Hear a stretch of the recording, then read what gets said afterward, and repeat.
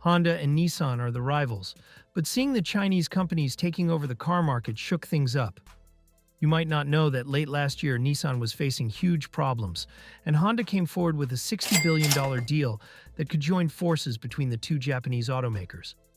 The plan was aimed at helping them compete with rising Chinese brands that are changing the car industry. However, things didn't go as planned, and the deal fell apart. But why did it collapse? And what consequences both parties have to face after this? Let's find out. So, what went wrong with Nissan in the first place? For years, Nissan had been struggling. Its sales were dropping, and chaos within its management left the company weaker and less competitive. But what was the mistake they were making? The answer is misjudging how much Americans would love hybrid cars. This mistake really hurt them in their most important market, the US. Now, when Honda came along with the $60 billion deal, it seemed like the perfect opportunity to get back on track, right? But here's the twist. Just a little over a month into the talks, everything started crumbling. Nissan's pride got in the way, making the company reluctant to fully accept how bad their situation had become. On the other side, Honda suddenly switched things up, proposing that Nissan become a subsidiary instead of an equal partner. This unexpected push didn't sit well with Nissan, and quickly turned what seemed like a dream deal into a disaster. There's no doubt that Nissan is a storied company with a long history, but this saga shows how even giants can stumble. Yes, it's true that Honda was frustrated with Nissan's notoriously slow decision-making. However, Nissan's resistance to some tough demands also played a pivotal role. Honda wanted to make deeper cuts, but Nissan wasn't having it. Factories that Nissan wanted to protect became a major sticking point, creating tension between the two companies. To make matters worse, when Honda started pushing even harder, the reaction inside Nissan was less than positive. So, who was wrong here? Well, it's not so simple. This whole situation sheds new light on what's going on inside Nissan, as the company faces an even bigger storm. On top of trying to fix its business, Nissan now has to worry about US tariffs on cars made in Mexico. And guess what? More than a quarter of the cars Nissan sells in the US come from Mexico. That's a big deal and could cost them a lot. To make things even messier, both Nissan and Honda are about to report their earnings soon, so all eyes are on them. Some experts, like Julie Boudet from Pelham Smithers Associates, think the real problem is with Nissan's management. She says they're overestimating how strong their brand is and how quickly they can turn things around.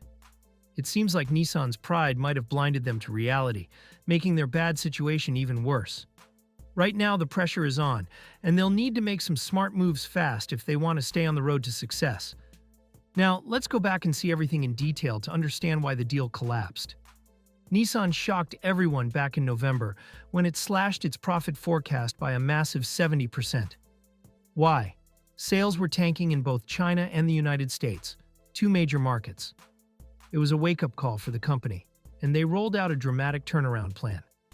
This included cutting a whopping 9,000 jobs and reducing their global production capacity by a fifth. But here's the thing.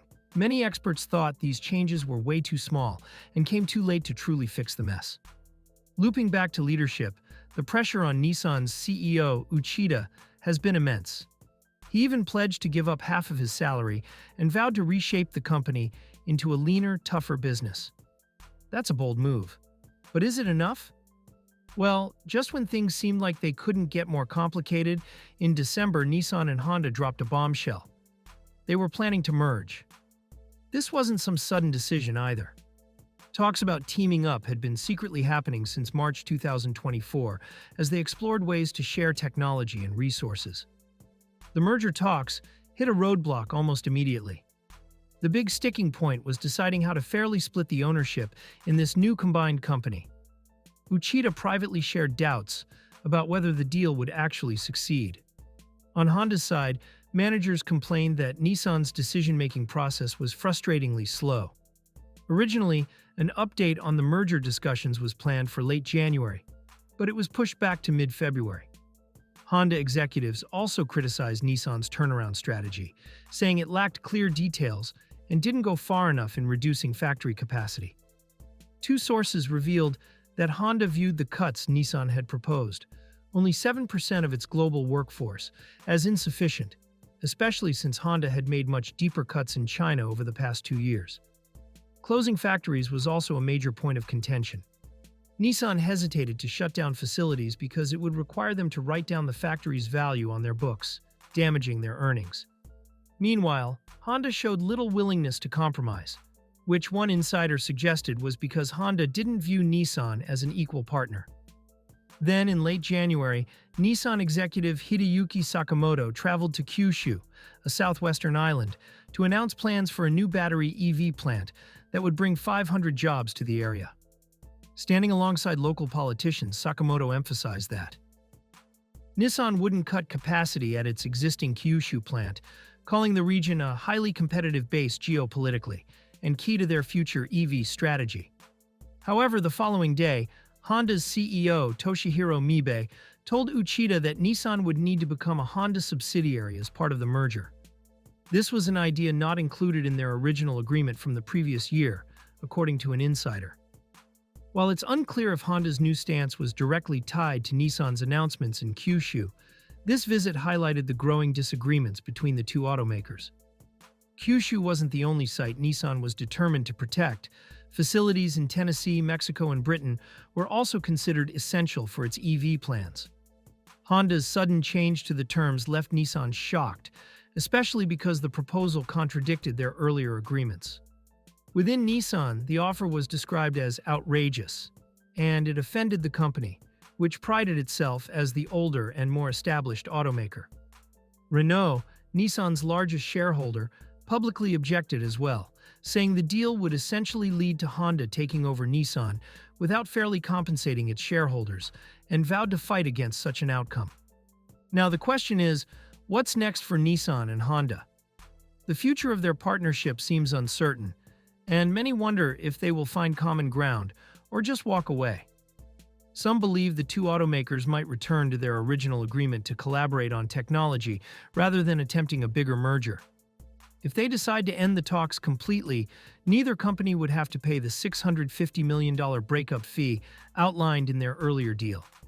This gives both sides some breathing room to make a decision without heavy financial consequences. But who else could step in? Interestingly, Nissan has been exploring new partnerships, including one with Foxconn, the Taiwanese company best known for assembling Apple's iPhones. Foxconn seems eager to collaborate without taking over Nissan, which might make them a more appealing partner than Honda. Foxconn's EV division is run by Jun Seki, a former Nissan executive, adding a familiar face to the picture. Some experts think Foxconn would treat Nissan generously because the company needs a strong, recognizable brand in the auto industry. And while Nissan's financial state has been questioned, its brand still carries weight and history. The big mystery, though, is how Japan's government views all this. Would it support Foxconn getting involved with Nissan?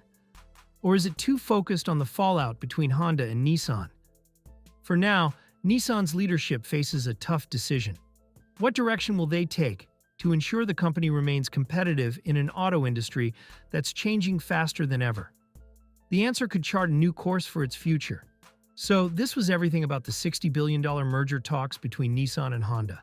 It's clear that the negotiations have hit a roadblock, with both companies facing challenges in finding common ground.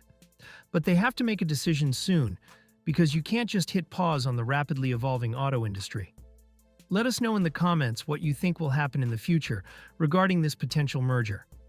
If you enjoyed the video, make sure to give it a big thumbs up to show us some support. And don't forget to subscribe, because we'll be bringing you the latest updates on the automotive industry and much more. Goodbye.